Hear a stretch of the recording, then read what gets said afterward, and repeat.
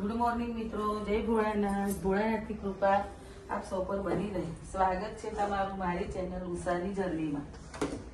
જો આજે તો જરાક સવારે થોડું મોડું થઈ ગયું હતું, એટલે બહુ કરી ના શકી કામ. હવે કરું છું. સવારે જો આજે મેં નાસ્તામાં બનાવ્યા ઢોકળા. અમારા ઘરમાં બધાને બહુ ફેવરેટ છે. અને હેનિલને બી નાસ્તામાં બી હેનિલ ગયો છે સ્કૂલ.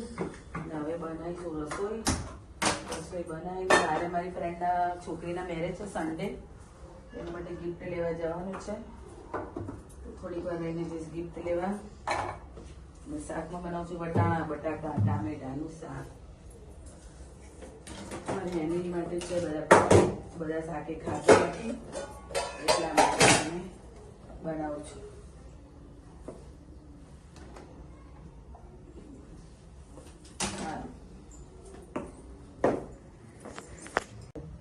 કરી દીધું. જો શાક વઘારી દીધું છે ને ભગવાનની પૂજા હજી બાકી રહી ગઈ છે. બહુ લેટ થઈ ગયું છે. તો હવે ભગવાનની પૂજા કરીશું દીવાબત્તી દેવું. એના પછી જઈશું અહીંયા નજીકમાં વાસણ જ લાવવાના છે ભગવાનની પૂજા માટેના. એને ગિફ્ટમાં બધા એવું જ ગમે છે કે કંઈ ઉપર પૂજામાં યુઝ કરે ને, એટલે એવા 2-3 પૂજા માટેના વાસણ લેવાના છે ગિફ્ટમાં. તો દીવાબત્તી કરી અને હું જઈશ. બસ. તો મિત્રો હું ને અક્ષય બે જઈએ છીએ. આજે અક્ષયની રજા છે તો અમે લોકો જઈએ છીએ વાસણની દુકાને. અમારા ઘરથી નજીક જ 6 કિલોમીટરના અંતરે. અહીંયા બહુ બધા સારા વાસણ મળે છે ને વાસણની બહુ દુકાનો આવેલી છે એટલી બધી. અને સારા જે વાસણ જોઈએ તમને બધું અહીંયા મળી રહેશે. જો અહીંયા મિત્રો કેટલી બધી વાસણની દુકાનો છે અમારે ત્યાં, બહુ જ. અહીંયા પણ આગળ પણ નકરી વાસણની દુકાનો છે.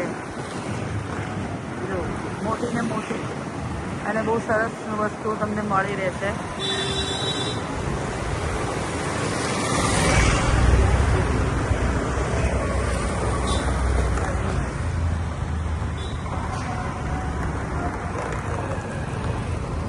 ચલો આપણે આ બાજુમાં વાસણ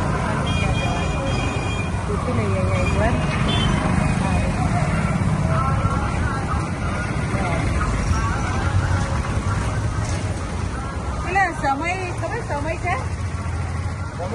સમય.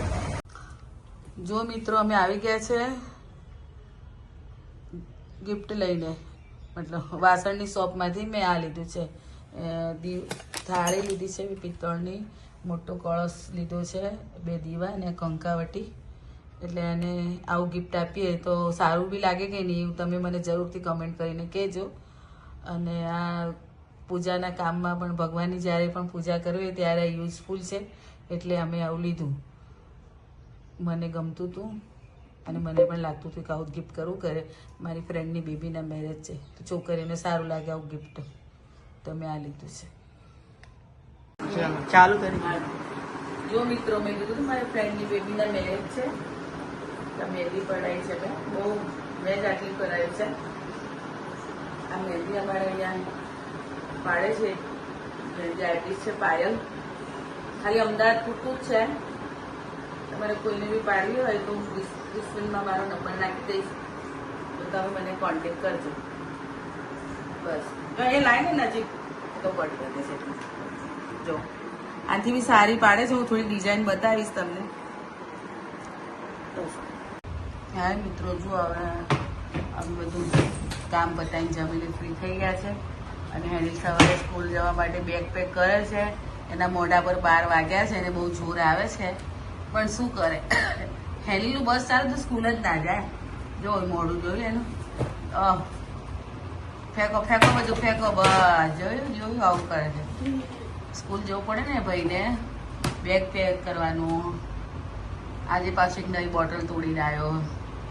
જૂની હતી 2 મહિના જૂની હતી. 2 મહિના જૂની નહીં, પેલી એક દિવસ જૂની નવી તોડીને આવી. અરે જાઓ હું જાઉં. બસ જૂની થઈ ગઈ હતી ને.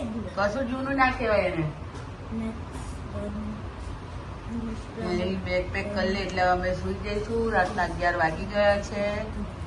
ચાલો ત્યારે એની સાથે આજનો બ્લોગ પૂરો કરું નાની છું. મારે 5 મિનિટ બાકી ફોન ગુડ નાઇટ, જય નાની મારે 5 ભોળાનાથ. Minute phone